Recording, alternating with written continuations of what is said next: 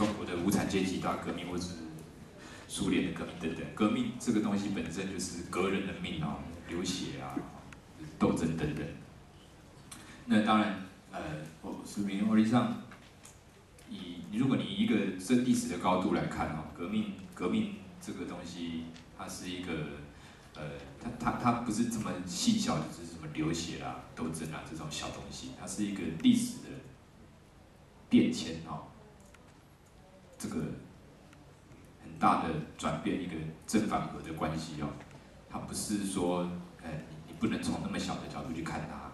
一方面是这样，另一方面是欧力上他大概是早年的时候是，不要说早年，其实现在也没有放弃啦，就是武装欧力上是对武装的革命的这个行动的方式从来没有放弃过，但是呢，他也认为说，现在不太合适了。2001年，他在成立使命教育基金会的时候，就有讲说，使命教育基金会是要发扬台湾文化、提升台湾民族意识为教育目标。然后他同时在一个访问里面也有指出说，1975年以后，独台会不再从事武力行动，转而从事群众运动。他认为现在的台独革命是以理念跟组织的结合，而不是武力的斗争。那这个理念跟组织的结合，大家可以去看陈医生老师的那本《穿越红色浪潮》里面的序，还有把这个理念跟组织结合这个概念解释的非常的精湛，所以我建议大家可以去再去阅读那个部分。那所以说理念跟组织的结合，这个群众运动，这个是使命现阶段的革命。所以说，与其说它是一个实体上面的革命，不如说它是一个主观意识上面的改变。所以我用李登辉的心灵改革这个概念来解释，我想这很简单就可以了解心灵改革这个非常白话。那另一方面就是说作为一个运动者，使命的他并没有很僵硬并没有说一定要怎样或一定要怎么样，有一些基本的原则坚持是绝对不变的。但是在运动策略上面，在手段上面不见得要这么的僵硬，所以说他有一些时候会做一些结盟的选择。那当然这些结盟的选择，可能后世我们可以再从历史的角度去评判说，当时这些做法有没有问题。但是至少我们可以知道说，理念要坚持，手段要灵活。但是手段灵活之际，不表示说你可以随便乱跑，你可以随便乱跳。你要手段灵活，你还是要坚持一个基础的理念，你要自己有办法讲出一个说法，你只要自己有一个正确的逻辑那欧力上他的逻辑、他的说法，在他写的一大堆哲学性的书籍，或者是他的历史的书籍，都非常的清楚。那其实有关于民族我真的就不太敢讲太多了，因为吴乃德老师已经写了，然后我觉得我这个民族革命这一段，大家可以拿一个笔给它划掉就好。那同时，因为还有老师，就是说，在我来之前也有学长跟我提醒说，其实我应该要大概再花很多的篇幅去讨论民族主义本身所以以后我们在投稿的话，我还会再加强这个部分。那我只要简单讲说史明的民族主义，他的台湾民族其实很宽容，很宽容的意思是什么呢？我就讲一个这个李永志教授他讲的一个小故事李永志教授他说他们在这个成立建国党那一阵子他们常常会开会。李永志教授跟台湾教师协会，还有就是台湾教师协会的一些老师，还有当时建国党的一些创党的这个发起人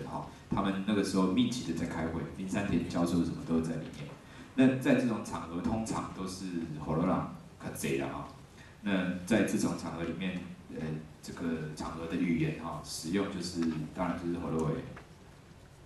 那可是李永志老师他在台独运动里面一直都是一个艺术，他是客家人，而且他台语还不是很练的，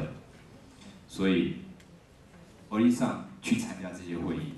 他发现到李永志教授在场，而且他发现到李永志教授的台语不是很好，所以呢，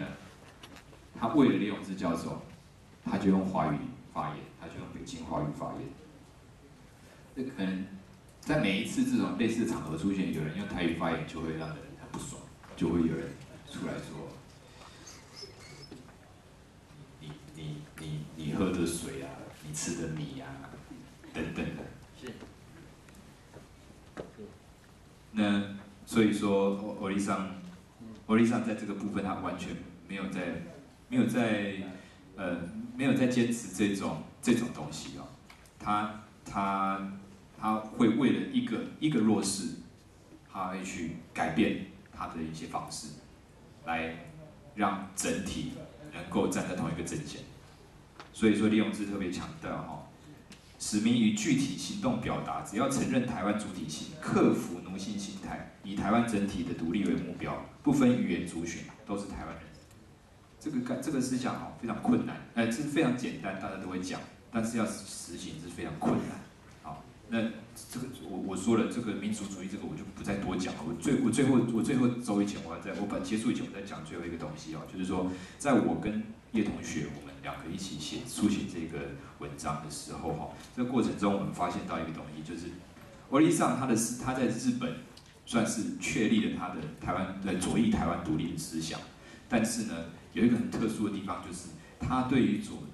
就是这个当时的社会主义以及民族解放的这个思想的这个发展哦，跟西欧的欧陆的同时在发生的这个反省苏联跟中国的共产主义的，就是批判对苏联中的